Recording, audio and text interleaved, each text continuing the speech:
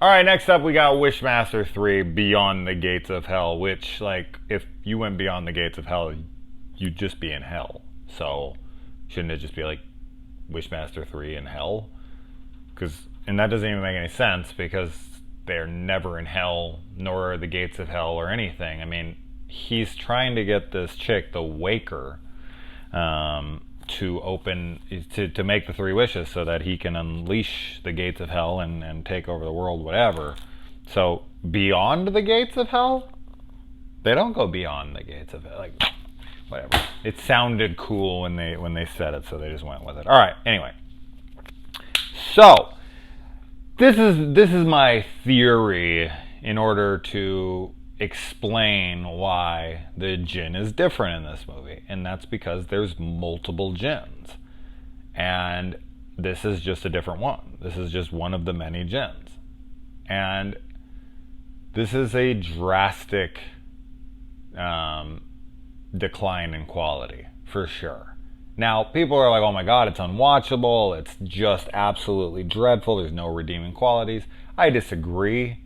I think that there are things in it to like, and there are things I'm going to talk about. I mean, the chicks are pretty hot. You get finally some freaking nudity from some pretty attractive women. And I'm going to definitely be stretching for a little bit, but it's not like absolutely horrendous. I've watched some horrendous ass movies. Now, I absolutely understand why people consider this a downgrade, like that much to where they're like, it's unwatchable, I won't even watch it. I get that, but I mean, let's be honest. The Wishmaster franchise as it is, even if it was just the first one or just the first and the second one, isn't that good. Like, I like the first one a decent amount, and I like the second one a decent amount, like a good amount. But I don't love them. They're not masterpieces. They're not even that great. They're fun. They're fine. So when I say this is a pretty drastic reduction in quality, and that's coming off of movies that really aren't that great to begin with, like, they're fine. As I said, they're not. I'm not sitting here saying the first Wishmaster is bad. It's not. It's quite good. It's just not that great. And so when you got this one, it's a B. It's like the first one and the second one are B movies, but this is like a straight up Cinemax late night. You know, strippers coming out, taking their boobies out, the whole thing. Like, it feels like a late night Skinemax kind of film at times. It's not like full softcore porn, but it's got those elements. And both of these, Wishmaster 3 and 4, were directed by Chris Angel. No, not the magician. And they both have that kind of same feeling, that same quality to them. They both feel like straight to DVD, Dimension, Hellraiser, late Hellraiser sequels. That said, you guys know, if you've watched my channel enough, that I actually really like the Hellraiser movies, except for Hellworld. I've liked every entry. Yes, every one, even the newest ones that everyone hates. So, this was watchable. It was okay. There was moments where I was like, oh, this is all right. And then there was other stuff I was like, oh, Jesus, this is dreadful. So, overall, I think it just kind of came out to a meh, like, it's not a good entry into the franchise, in the franchise for sure. All right, so when you're looking around for your mentally unstable girlfriend who you think might have committed suicide, I don't care if her name's Diana, you shouldn't be yelling out, "Die, die!" It sends the wrong message. So if you're looking for your girlfriend who possibly have committed suicide named Diana, just say Diana. Because that was so funny. Like, at first I didn't know her name. This is the first time I'd heard it. And so he went out there and he's like, die. And I'm like, man, this dude's a dick. He wants his girlfriend to die. And I'm like, oh, her name's Di. Got it. Diana. Please, Diana. Silverchair. Any Silverchair fans? All right. And chicks in this movie are all pretty damn attractive. We got some great looking chicks in here. The professor in this movie, the guy who, the Wishmaster, because in the Wishmaster, what I kind of like about this one and the next one is that the Wishmaster does take on a different face in both this one and the next one, which would make sense. and it gives, it actually explains, he cuts off the face and he pops it on, and then the next one he cuts off the face and he pops it on, and that character is actually important to the character, because in the first two they don't know who that person is at all, but in this and the next one, it's both people they are familiar with in their life. And in this one, it's more of a detachment. It's more of a creepy professor who ends up, we find out that he was like a rapist. And he's played by Sean Connery's son. I was pretty surprised to read that. But I like that about it. I like that he took on different faces in these. And so the professor, who is the rapist, his wish is for the two most beautiful women in the world to be in love with him and to be there right then and there. So I guess when women are in love with you, they murder you. I get love is tough. Jesus. If that's his interpretation of love, I think the Jinn has a different interpretation of love.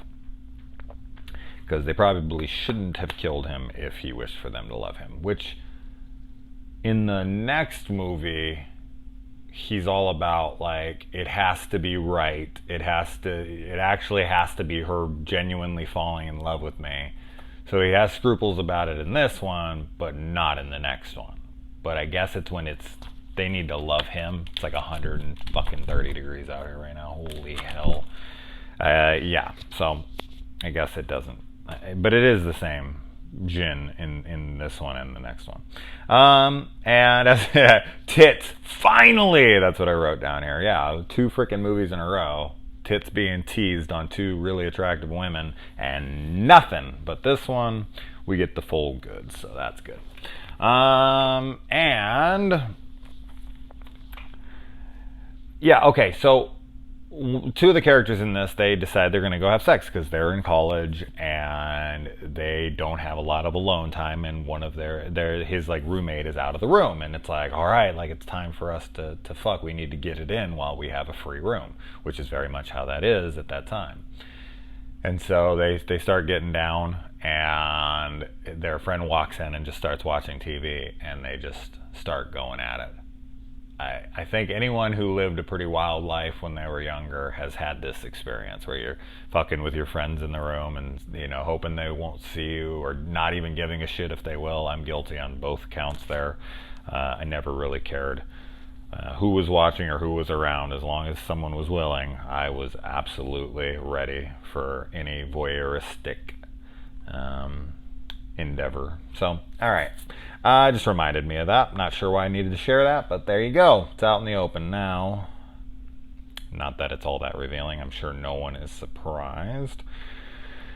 And then, okay, so then another wish. I know this is essentially like what I'm going to be critiquing from all of these movies. I think I've done it in every movie now. I'm going to do it in this one. I'm going to do it in the next one. His wishes.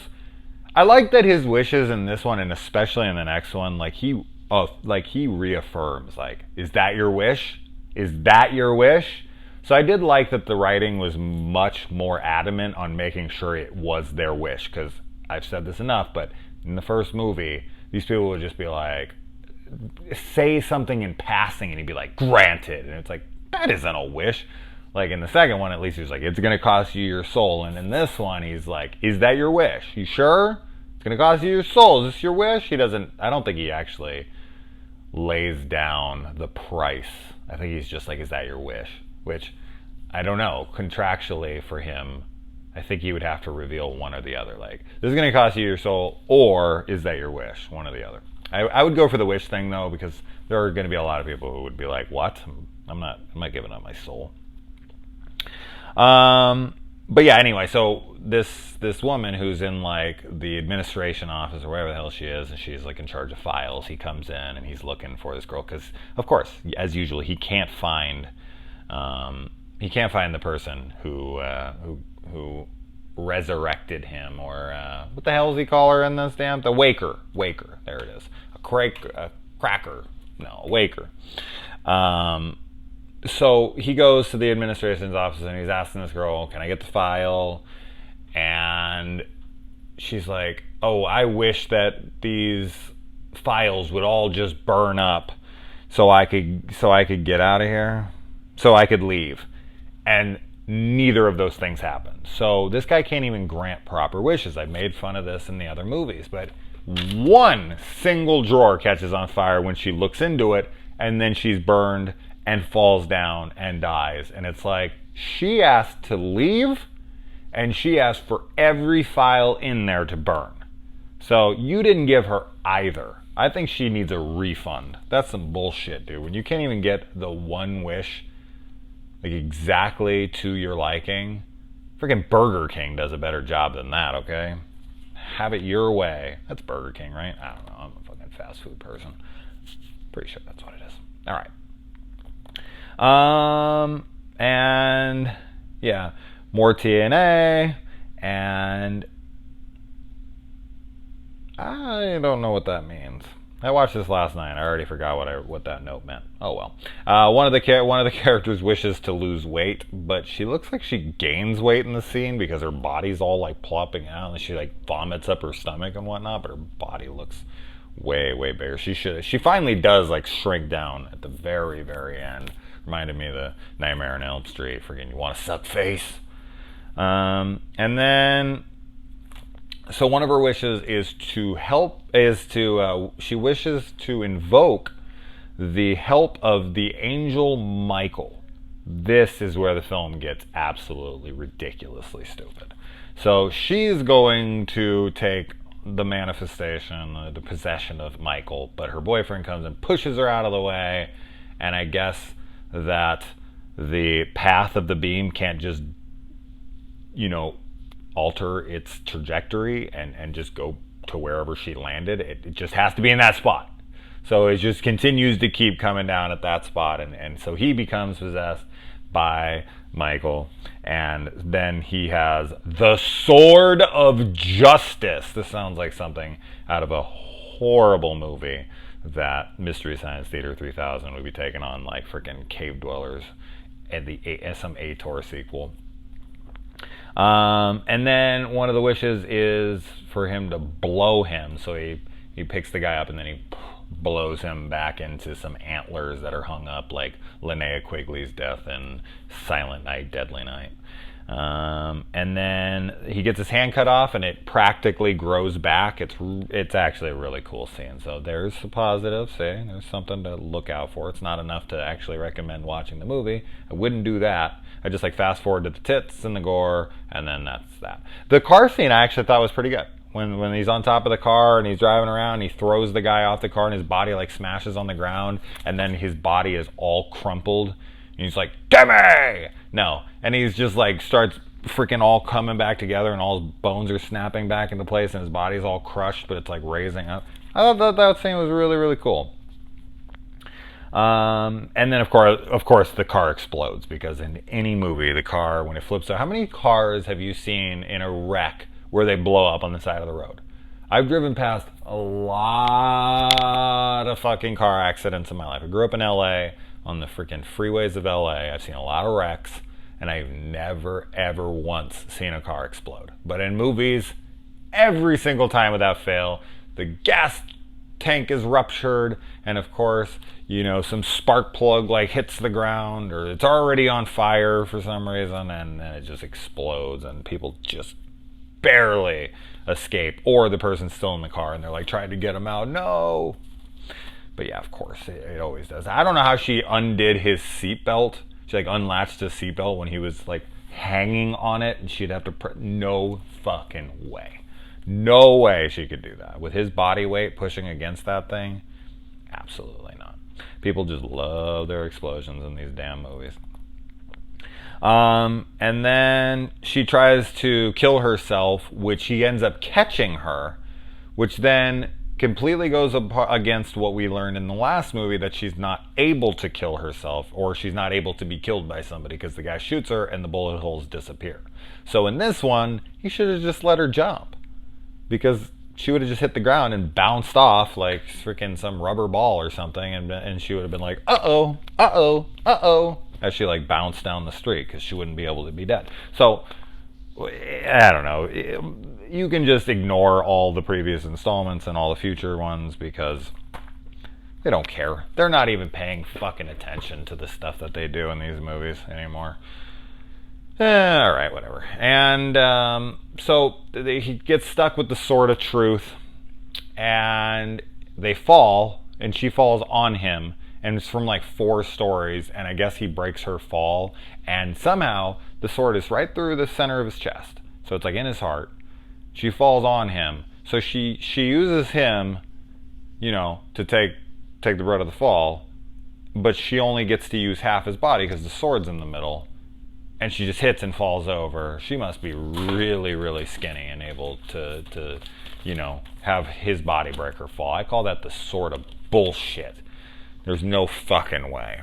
And then we have like this super cheesy ending where Michael leaves her boyfriend's body, and then she has been afraid to say I love you throughout the movie because of her past with her parents dying in a car wreck, which really doesn't play into the movie all that much except for to kind of address the mental issues she's having, but that doesn't really play into the movie either because you would think that would play into like, oh, she's just making this shit up. And while they do that for like a minute, pretty much from there all it takes is one of the other ones to see it and then to come in and tell the other people like it's real, and then they're like, oh my god, it's real. How quickly would you believe that a djinn was coming after you? Oh, Lord. So she finally says, I love you. It's like this total freaking,